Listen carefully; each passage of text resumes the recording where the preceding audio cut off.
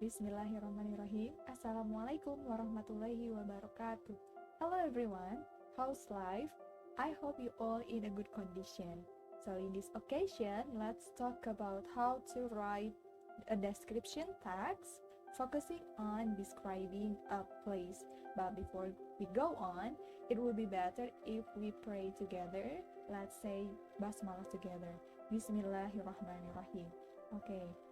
Let's move to the next slide. So in this picture, we can explain anything that is inside the picture. For example, the color of the bedroom. What's the color of the bedroom? Yes, green. So we can say it as the color of the bedroom's wall is green. Okay, and then what else? So there are a lot of things in the bedroom. For example, there is a TV. Can you see a TV there? Yes, there is a TV on the table. And then what else? Can you see so many books in the picture? Yes. So we can say it as there are so many books in the bookshelf. Di rak buku ya. Kenapa menggunakan are? Karena ada banyak bukunya. Jamak ya. Jadi there are so many books. Kalau satu berarti there is a book. Contohnya TV. TV di sana hanya ada satu, maka there is a TV in a bedroom. Okay, that's an example about how to describe a place. Okay, let's move to the next slide. Okay, in this slide we can see there is an example of description text. The title of the text is My Pretty Garden. Nah, jangan lupa kalau judul itu harus yang menarik pembaca, harus yang bagus, harus yang eye-catchy. Mungkin di sini My Pretty Garden lumayan ya, lumayan eye-catchy. Oke, dan di sini ada berapa paragraf nih? There are 4 paragraphs. Ini yang pertama adalah identification, yang kedua description, yang ketiga masih description ya, dan yang terakhir adalah personal comment. Okay, let's see what's the difference between those paragraphs. Coba kita lihat yang pertama dulu. Identification di sini dijelaskan tells general information of the place. Jadi masih kesimpulannya ya, masih secara umum. Garden yang mana? Garden punya siapa? Yang itu ya. Ada apa di dalam garden tersebut? And then, lihat di sini ada yang namanya clue statements. Clue, seperti namanya clue berarti memberitahu ya, memberitahu bahwa nanti akan menjelaskan mengenai ini. Coba di sini, let's see in the first paragraph which one is the clue statements. Seperti warnanya nih, udah Miss kasih warna ya, di sini warnanya warna biru, berarti ini yang ada warna biru. There is a papaya tree and then there are also some pots. Maka ini kalimat kedua ini adalah termasuk ke dalam clue statements, di mana nanti akan dijelaskan di paragraf berikutnya yang ada di description ya. Jadi description ini di sini tidak selalu ada 2 paragraf, tapi bisa lebih dari 2, mungkin 5 paragraf or more ya. It's up to you. Karena di sini yang penting description itu adalah jelas ya, menjelaskan secara detail about the place. Okay, next. Look at the words with the red color here. Nah, kenapa nih dikasih warna merah? Apa yang membedakan dia dengan yang lain? Di sini ada, for example, have, and then is, ya. Ada lagi apa? Has, kemudian are, dan love and like. Nah, di sini kita harus ingat lagi bahwa in this text, in this description text, it is used the simple present tense atau verb one. Kita biasanya bilangnya verb one ya. Maka di sini kita harus sesuaikan. I itu sesuaikan dengan have, it sesuaikan dengan is ya, karena to be-nya it itu adalah is. Kemudian ini ada contohnya they itu to be-nya apa? To be-nya adalah are. Ini sesuai dengan what we have learned in the previous meeting. Okay.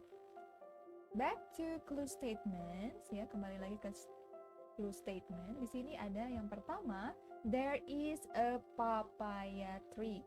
Maka in description 1 it is talking about papaya tree. Nah, di sini ada di sini, there is a papaya tree in my garden. Jadi dijelaskan di sini. Dan yang kedua adalah there are also some pots. Dijelaskan di mana? Dijelaskan di the third paragraph or in the second description. Di sini ya, some pots. Oke, karena di sini ada there are also some pots. Oke, next. Nah, di sini ada yang namanya specific reference. What specific reference means? Ternyata specific reference ini di sini adalah garden, which is the main topic. Topik utamanya apa? Ini teks ini membicarakan apa? Membicarakan tentang garden. Maka menjadi specific reference-nya adalah garden. Nah, di sini tidak selalu harus ditulis garden, tapi kita bisa change it into the pronoun dengan kata ganti. Masih ingat nggak kata ganti? Ada apa aja tuh? I, you, we, they, she, he, it ya, yang itu. Nah, di sini garden itu termasuk ke dalam it karena kata benda ya, jadi it. Jadi tidak selalu garden semuanya. Garden is located, garden has bla bla bla, garden is bla bla bla, tidak ya. Tapi kita bisa ganti dengan pronoun or kata ganti. Oke. Nah, di sini ada penggunaan simple present tense or verb one yang tadi sudah Miss bilang ya. Apakah semuanya dalam text description itu harus menggunakan simple present tense? The answer is no ya. Bisa jadi ada ini past verb atau past tense atau verb 2. Kenapa nih? Karena it depends to the situations. Kalau misalnya menjelaskan tentang sesuatu yang lampau, maka harus menggunakan verb 2. Jadi not always in the full text is using simple present tense or verb 1 ya. Be careful. Okay, next.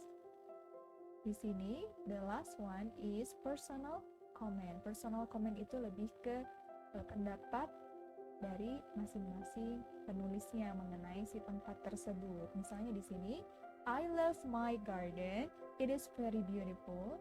I like to take care of my garden every day by watering the plants and cleaning it. Jadi intinya lebih ke kesimpulan gitu ya, conclusion about the garden.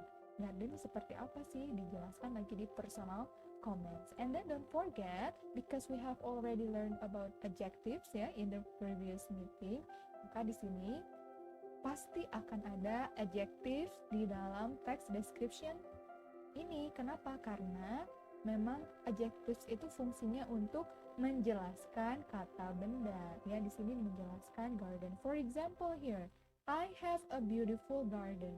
Which one is the adjective? The adjective in the sentence is beautiful. Beautiful menjelaskan siapa? Menjelaskan garden. Garden yang mana itu? Garden yang beautiful garden. Okay? Next. And then here is a source atau sumber di mana diambil si teks ini. Jadi ini bukan buatan Miss sendiri ya, tapi diambil dari bukunya Ibu Emilia and Christy. Di sini diambil dari buku tersebut, tapi diadaptasi, jadi ada perubahan. Nah, nanti kalian ketika mau membuat sebuah teks deskripsi, bisa mengambil informasi-informasi dari sumber lain, tapi don't forget to write the source below the text. Okay? Let's move to the other slide. Okay, in this slide, there is another example of description text. The title is Paris Van Java. Do you know where it is located? Yes, this is another term of Bandung. Yeah. As usual, the first paragraph is about identification or telling about general information about Bandung. And then, there are clue statements, yang mana yang akan dijelaskan di paragraf-paragraf selanjutnya. Okay, let's see. Bandung, which is the capital city of West Java, is known as Paris Van Java. It is the fourth largest city in Indonesia, and it is famous for its historical buildings, its tourist objects, and its culinary foods. Jadi yang ini, yang 3 ini adalah clue statements-nya yang mana yang akan dijabarkan di paragraf description ya. Berarti yang ini historical buildings ada di description 1, yang ini ya. Dan kemudian yang tourist object ada di description 2 or tourist destination atau tempat wisata ya. Dan yang terakhir adalah culinary foods, mungkin nanti ada di next slide. Oke, kita lihat di sini seperti biasa specific reference atau topik utamanya apa? Topik utamanya di dalam teks ini adalah Bandung, maka Bandung menjadi specific reference. Kita bisa mengubah Bandung menjadi it di sini ya. Oke, kemudian kita lihat di sini clue statements-nya adalah historical buildings. Kita lihat di paragraf yang ini, paragraf yang kedua tentang description ini ya. Bandung has many historical buildings such as Gedung Sate, Gedung Merdeka, and the Monument of Bandung Lautan Api. Because there are so many places in Bandung ya, so many historical buildings in Bandung. Jadi tidak bisa dimasukkan ke dalam teks semuanya ya, nanti nggak muat. Maka di sini hanya dituliskan beberapa saja, or kita bisa gunakan such as ya, atau apa namanya ini, for example gitu ya, dalam kata yang lain. Oke, nah di sini please remember that Bandung Lautan Api itu we cannot or we don't have to translate it into English karena memang namanya Bandung Lautan Api, nggak menjadi misalnya Bandung the Sea of Fire. Tidak ya, tidak seperti itu, tapi tetap dalam bahasa Indonesia karena memang namanya seperti itu. Oke, next. Nah, di sini berarti semuanya menjelaskan tentang Gedung Sate, Gedung Merdeka, dan Monument of Bandung Lautan Api dalam mungkin in general description ya, belum ke detail, karena kalau detail nanti panjang. Oke, dan yang kedua itu adalah tourist objects ya. Nah, di sini tourist object ada di paragraf yang ketiga. Nah, oke, let's read. Besides having plenty of historical buildings, Bandung has many objects and places for tourists, including Tangkuban Parahu Mountain, Saung Angklung Ujo, and many more. Oke, ini sama seperti yang tadi paragraf sebelumnya karena banyak tempatnya ya. Jadi di sini dijelaskan hanya beberapa saja for the example. Oke, coba dilihat di sini ada kata besides. Besides itu adalah di samping itu atau selain itu. Nah, di sini beside itu adalah termasuk ke dalam conjunction. Do you know what conjunction is? Conjunction itu adalah kata penghubung yang mana menghubungkan paragraf sebelumnya dengan paragraf setelahnya. Jadi di sini menggunakan kata besides ya. Nah, karena kan harus berkesinambungan antara paragraf sebelumnya dan paragraf setelahnya. And then di sini dijelaskan ada berapa tempat nih, ada 2 ya, only 2 destination, Tangkuban Perahu Mountain and Saung Angklung Ujo. Jadi nanti di sini semuanya menjelaskan di paragraf ini tentang Tangkuban Perahu dan Saung Angklung Ujo. Oke, look at this, the use of simple present tense ya, verb 1 di sini ada yang warnanya hijau. Bandung has, di sini Bandung menggunakan has ya. Karena Bandung kan kalau kita ganti ke dalam kata pronoun atau kata ganti menjadi it kan, maka di sini it itu harus diikuti dengan has. Oke, coba nanti dilihat lagi pelajaran-pelajaran yang sudah kita pelajari, oke? And then superlative degree with the purple color. Superlative degree. Ini berarti yang apa namanya? Comparing ya, yang itu yang kita pelajari tuh di previous meeting. Okay, look at the purple color here. Yang mana nih? Which one? Okay, ini ya ada di the first paragraph. It is the 4th largest city in Indonesia. Berarti kota terbesar keempat di Indonesia. Okay.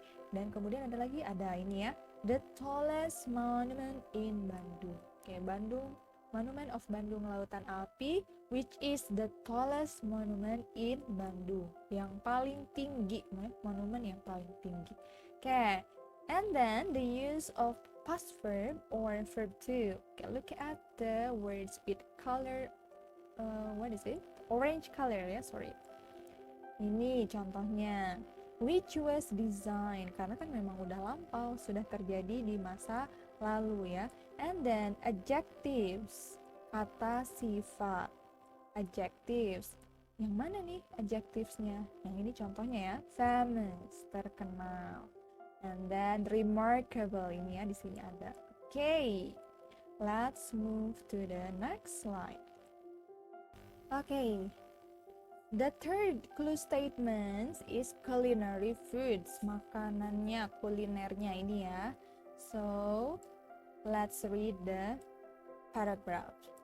On the other hand, ini sama seperti tadi yang besides ya. On the other hand artinya adalah selain itu. Oke, selain itu, Bandung has so many culinary food so that can attract the tourists. Oke, di sini dijelaskan apa ya? The most famous at this time is seblak. Okay, seblak is very delicious, right? Seblak is made from kerupuk or crackers. Okay, kerupuk is from Indonesia, so you cannot or you don't have to translate it into English, or maybe you can explain it more detail ya. Di sini dijelaskan seperti apa sih kerupuk itu, ternyata seperti crackers. And then it is very spicy but so tasty. Not only seblak, several tourists are also looking for karedok, okay, bandre, odading mengoleh ya, and the other foods. Oke, di sini ada keterangannya ya. Conjunction is kata hubung. And then the last paragraph is personal comment. Oke, berarti di sini lebih ke pendapat si penulis atau kesimpulannya ya. I think those are the reasons why Bandung becomes famous. Apa sih reasonnya? Yaitu ini, historical buildings, objects for tourism or destination, and culinary food ya. That there are some tourists visit Bandung. Okay, don't forget to write your source here ya. Okay then. I think it's enough for today. Yeah, I hope that you would understand with this material, and then don't forget to practice to write. Okay, see you in another videos. Assalamualaikum warahmatullahi wabarakatuh.